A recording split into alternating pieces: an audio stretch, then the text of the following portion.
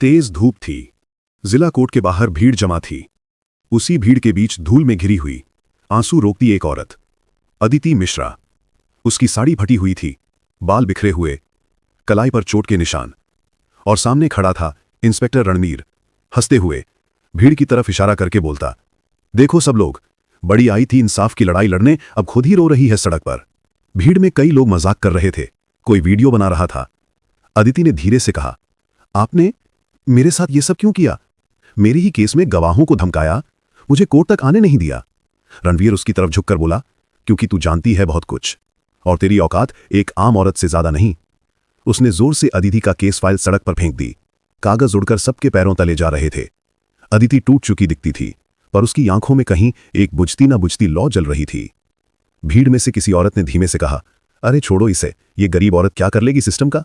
रणवीर हंसा, हाँ सही कहा, यह हमारे सामने कुछ नहीं कर सकती। वो अपने लोगों के साथ गाड़ी में बैठा और चला गया।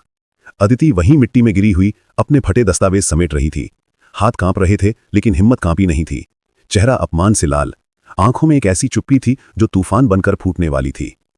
दर्शक यहीं पर गुस्से से भर जाते। एक औरत के साथ इतना बड़ा अन्याय, और कोई कुछ नहीं करता। उसी शाम एक हिंसक वारदात। अदिति घर लौट रही थी, सन्नाटा था, सड़कें सूनी। अचानक एक काले शीशों वाली एसयूवी उसके पास आकर रुकी। पहले तो हेडलाइट्स उसकी आंखों पर पड़ी, फिर दो आदमी उतरे। पहला आदमी बोला, रणवीर सर ने कहा है केस वापस ले ले, ज्यादा साहस दिखाएगी तो मां बाप की लाशें उठाएगी। अदिति ने पहला कदम पीछे हटाया ही था कि किसी ने उसकी पीठ पर जोर का धक्का दिया। वो सड़क पर गिर पड़ी। दूसरा आदमी उसके बाल पकड़कर बोला, बहुत उड़ रही थी ना अदालत में, अब सीधे केस से नाम निकाल दे, वरना अगली बार सड़क पर उठेगी नहीं। एक जोरदार थप्पड़ उसके चेहरे पर पड़ा, खून होंठ से बहने लगा। एसयूवी वाले लोग उसे वहीं अधमरी हालत में छोड़कर चले गए। अदिति उठने की कोशिश कर रही थी, लेकिन पैरों में खून बह रहा था। हाथ में वही फटी फाइल, जो अब डर नहीं गुस्सा बन चुकी थी। उसी रात अदिति सीधे थाने पहुंची। सभी पुलिस वाले उसे देखते रहे। उनकी आंखों में दया नहीं, डर नहीं, बस शक। ड्यूटी ऑफिसर बोला, तुम फिर आ गई, क्या कहने आई हो? अदिति ने खून पोंछते हुए कहा, एफआईआर दर्ज करो। हमला करने वालों ने मंत्री गजेंद्र सिंह और इंस्पेक्टर रणवीर का नाम लिया है। सभी खड़े हो गए। एक पुलिस वाला गुस्से में बोला, जानती भी हो किसके खिलाफ बोल रही हो? अदिति शांति से पर दर्द भरी आवाज में बोली, हां, और जानती हूं कि मैं कौन हूं। वो धीरे से अपना बैग खोलती है, एक आईडी कार्ड निकालती है जिस पर लिखा है Aditi Mishra, IAS, Indian administrative service. थाने में एक पल के लिए सन्नाटा छा गया। जो लोग उसे अपमानित कर रहे थे अब कांपने लगे थे। अदिति ने खून से भीगा कागज टेबल पर रखकर कहा, एक आम औरत हो तो तुम मुझे मिट्टी में रौंद देते हो, अब देखना एक IAS अधिकारी तुम्हारे भ्रष्टाचार को कैसे रौंदती है। पुलिस वालों के चेहरे सफेद पड़ गए। एफआईआर दर्ज होने के बाद अदिति रात को घर लौटी। घर अंधेरे में डूबा हुआ था। मां और बहन राधिका कहीं दिखाई नहीं दे रही थीं। अदिति डरते हुए बोली, मां, राधिका? अचानक दरवाजे के पीछे से एक मोबाइल गिरा।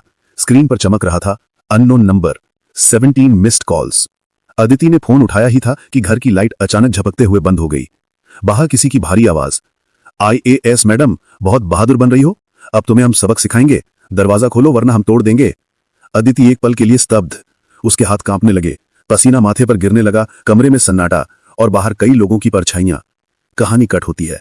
अब दर्शकों के मन में सवाल फटेंगे, क्या मंत्री और इंस्पेक्टर ने उसके घर पर हमला करवाया? मां और बहन कहां गायब हैं? क्या अदिति का राज और गहरा है? और क्यों भ्रष्ट सिस्टम उससे इतना डर रहा है? रात का आतंक, दरवाजे की धमकियां। दरवाजा लगातार धड़धड़ पीटा जा रहा था।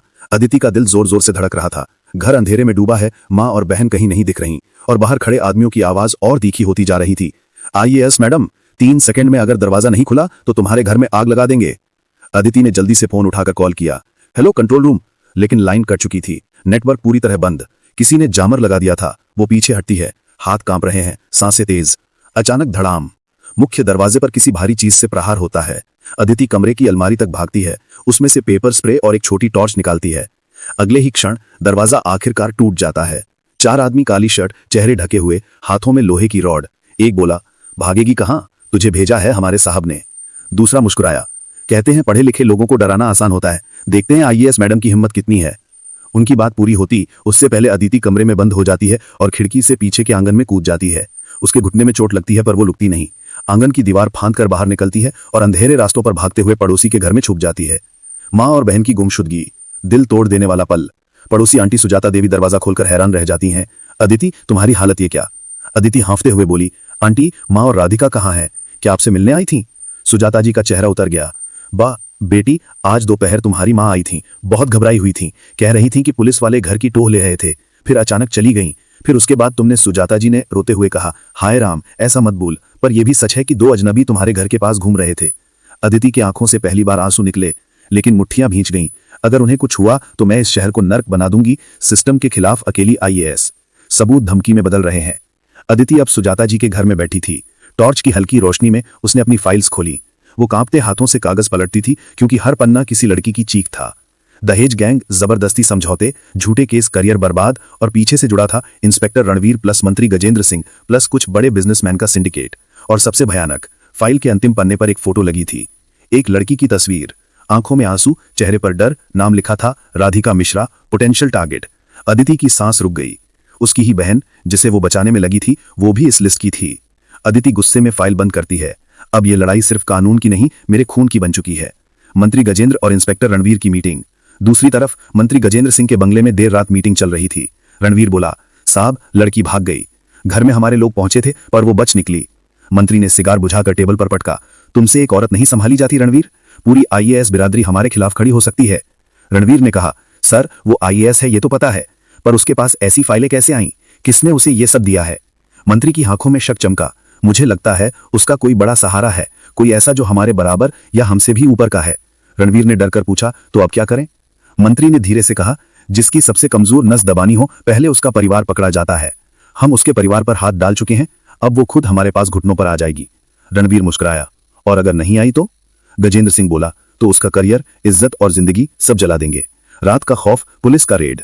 सुजाता जी ने कहा, बेटा तुम यहीं छुप जाओ, मैं बाहर कोई आवाज सुनकर बता दूंगी। अदिति ने सिर हिलाया, लेकिन तभी गली में सायरन की आवाज उठी। लाल नीली लाइटें खिड़कियों पर नाचने लगीं। सुजाता जी डरकर कांपकर बोली, अदिति, वो लोग तुम्हें खोजते हुए इधर आ रहे हैं। अदिति खिड़की से देखती है, पूरी पुलिस फोर्स गली में तैनात थी। इंस्पेक्टर रणवीर खुद उतरकर चिल्लाया, घर घर खोजो, लड़की यहीं कहीं छुपी है। अदिति को सांस लेना भी भारी लगने लगा। उसका दिमाग तेजी से सोच रहा था, अब अगर पकड़ी गई तो मां और बहन कभी नहीं मिलेंगी। असली पहचान का पहला खुलासा, अंधेरा सच बाहर आने लगा। अदिति एक कोने में खड़ी थी। डर, गुस्सा, दर्द सब दिमाग में घूम रहा था। तभी वो धीरे से अपने फोन के सिक्योर वॉल्ट ऐप को खोलती है।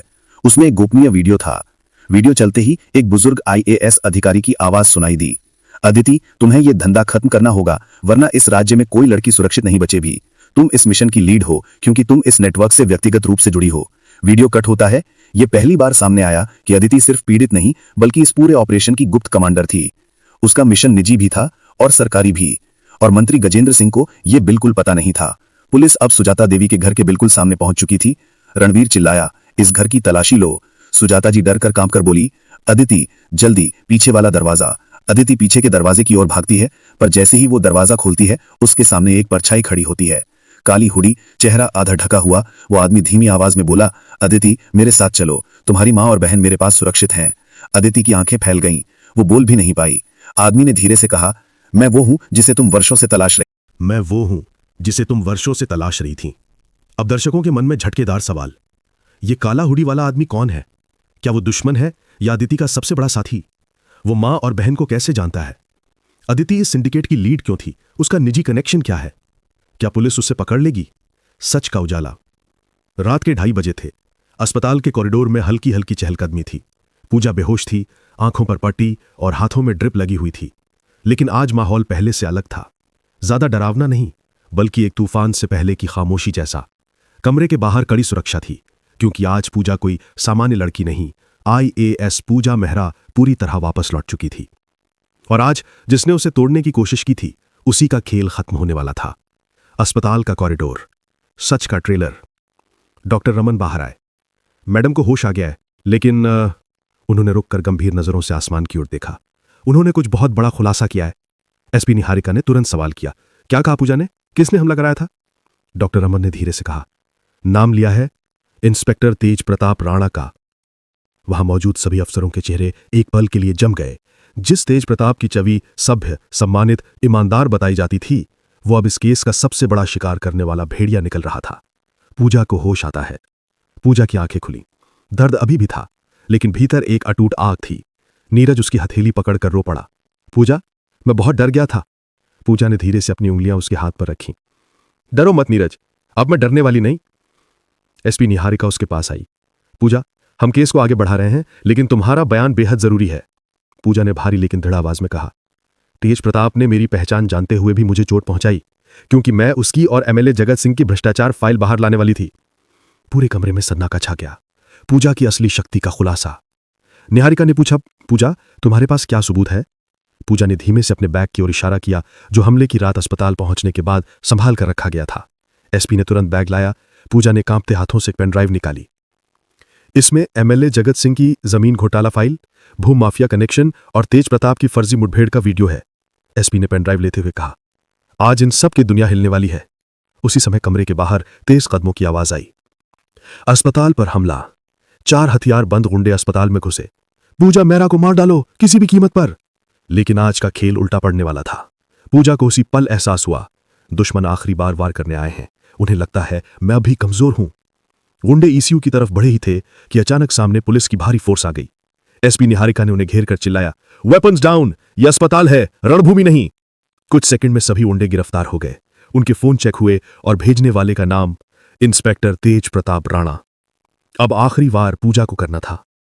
तेज प्रताप की गिरफ्तारी, सबसे शक्तिशाली पल। अगली सुबह पुलिस लाइन में एक बड़ा कार्यक्रम था, जहां तेज प्रताप खुद को वीर पुलिस अधिकारी के रूप में सम्मानित होने वाला था। सैकड़ों लोग खड़े थे, कैमरे चमक रहे थे। लेकिन तभी भीड़ को चीरता हुआ फोर्स अंदर आया और सबसे आगे थी IAS पूजा मेहरा। चेहरे पर पट्टियां थीं, लेकिन आंखों में तूफान। पूजा मंच पर चढ़ी। लोग हैरान, तेज प्रताप हक्का बक्का। पूजा ने जनता से कहा, जिस अधिकारी पर आप गर्व कर रहे हैं, वही मेरी हत्या करवाने वाला है। पूरी भीड़ में हलचल मच गई और पूजा ने पेन ड्राइव एसपी को देते हुए कहा, इन्हें गिरफ्तार किया जाए। एसपी निहारिका ने तेज प्रताप की ओर बढ़ते हुए कहा, इंस्पेक्टर तेज प्रताप राणा, आपको हत्या की साजिश, भ्रष्टाचार, आपराधिक गठजोड़ और फर्जी मुठभेड़ के आरोप में गिरफ्तार किया जाता है। तेज प्रताप भीड़ के सामने घबरा कर चिल्लाया, ये लड़की झूठ बोल रही है, ये मुझे फंसा रही है, ये। पूजा ने उसकी आंखों में देखते हुए कहा, जब तुमने सोचा था मैं मर जाऊंगी, तभी मेरी कहानी शुरू हो रही थी। हथकड़ियां चट की आवाज के साथ बंद हो गई। लोग तालियों से गूंज उठे। एमएलए का पतन। तेज प्रताप की गिरफ्तारी के तुरंत बाद सीबीआई ने एमएलए जगत सिंह के ठिकानों पर छापा मारा।